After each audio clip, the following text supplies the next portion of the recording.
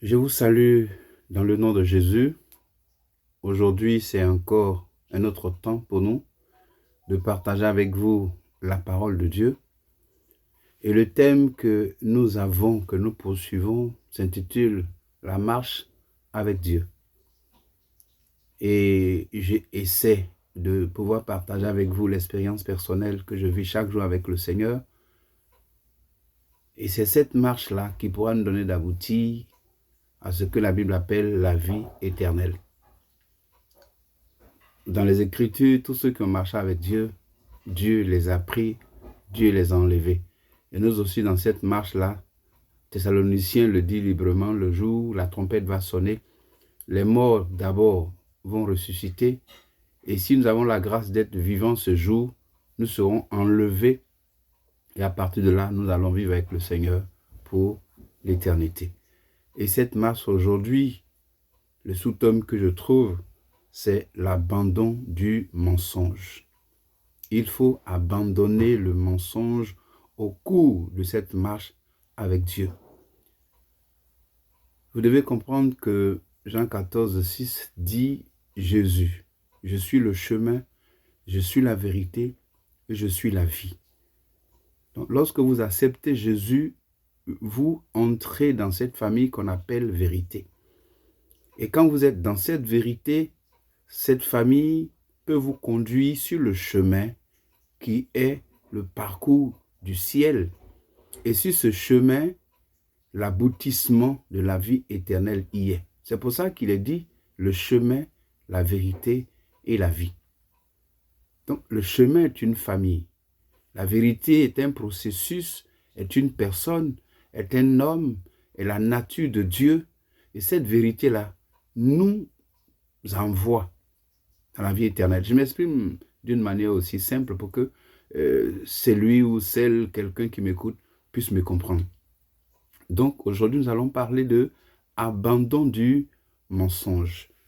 Il est écrit dans Éphésiens chapitre 4. Je prends juste quelques versets qui dit, à partir du verset 25, « C'est pourquoi renoncez au mensonge. Renoncez au mensonge.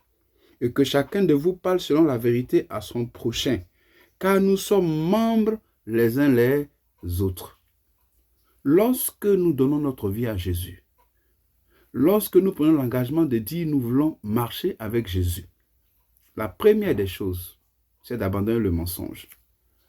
Parce que la Bible dit que quand on n'est pas encore devenu chrétien ou enfant de Dieu, nous avons un autre Père, le Père du mensonge, qui est l'ennemi, qui est l'adversaire, qui est le diable.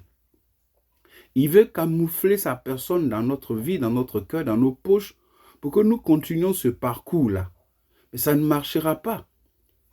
Parce qu'en conclusion, l'Apocalypse est clair, que tous les menteurs ne vont pas avoir part à cette vie qui ne finit pas. Tous les menteurs.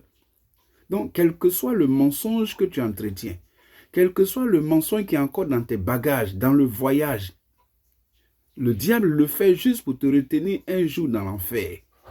Alors, abandonne le mensonge. Laisse tomber le mensonge. Fais un effort pour te séparer de l'habillement, du vêtement, oui, du mensonge. Et vous savez bien que le mensonge, c'est le contraire de la vérité. Aujourd'hui, dans notre milieu, dans cette marche, beaucoup de personnes, quel que soit leur titre, leur grade, ont encore dans leur habit, dans leur poche, dans leur pantalon, cet esprit de mensonge. Or, la Bible dit, renoncez au mensonge, abandonnez le mensonge, laissez tomber le mensonge. Lorsque l'apôtre Paul enseignait Timothée, il lui a dit, l'Église est la colonne de la vérité et c'est dessus que la vérité s'appuie pour prendre l'espace sur cette terre. L'Église, mon Église, ton Église, l'Église de Jésus-Christ, c'est le siège de la vérité, la colonne de la vérité. Ça veut dire que le monde entier est truffé par le mensonge. Mais pour que la vérité soit établie, il faut que l'Église accepte de pratiquer, de vivre, de partager, de distribuer, de communiquer une vie dans la vérité. Si nous disons que nous avons Jésus, pourquoi ne pas dire la vérité? Ça rougit les yeux, comme on le dit dans l'adage simple, mais ça ne les casse pas. Alors, je veux t'encourager. Pour réussir ta marche avec Dieu, voici un autre élément qu'il faut utiliser. Rien que la vérité. Oui, la vérité. Et la vérité, c'est Jésus. Parce qu'il dit, je suis la vérité. Vous ne pouvez pas dire, je suis sur le chemin qui s'appelle Jésus, et puis ne pas vivre le cœur de Jésus qui est la vérité, pour avoir la vie éternelle. Vous voulez vivre comme les 5 femmes vierges, cette histoire que tout le monde connaît. Elles étaient 10, 5 ont pu entrer, 5 n'ont pas pu entrer. C'est parce que quelque part, il y avait un mensonge dans leur vie.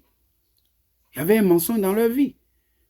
Quel que soit l'habillement pastoral, quel que soit tout ce que tu peux être dans cette marche chrétienne, s'il y a un mensonge en toi, je te préviens que tu ne verras pas la vie éternelle.